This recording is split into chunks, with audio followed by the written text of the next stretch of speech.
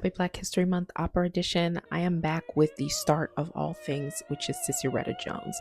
Sissieretta Jones is an unsung hero. There was a documentary that was done by Maureen Lee in 2020 about her life, and you gotta watch it. So she was born in Portsmouth, Virginia, and she moved to Rhode Island as a child. She sang in her father's choir and in churches. Her dad was a minister. Someone in the church noticed that she could pop out a high C as a child and said she should study music, so that's exactly what she did. Went to the Providence Academy of Music where she started studying and also had an agent that started touring her with a group called the Tennessee Jubilee Singers. Even though she was classically trained, she was barred from singing at traditional opera houses because of her skin color, so she started singing concerts instead. It's gospel, popular, and operatic song literature. She's actually have known to have sang Lucia di Lammermoor.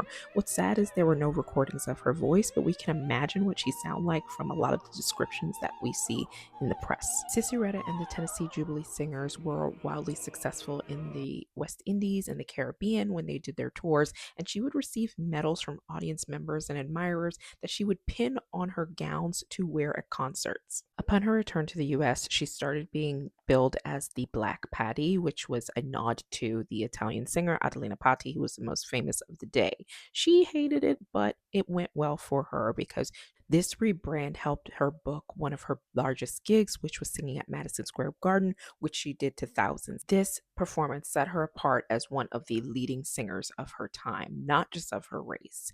And it was this opportunity that led to more opportunities. Like in 1892, she was invited to the White House to sing for President Benjamin Harrison, among other presidents over concurring years. Following year, she made history as the first African American singer to ever play Carnegie Hall in 1893, alongside a double billing with Frederick Douglass.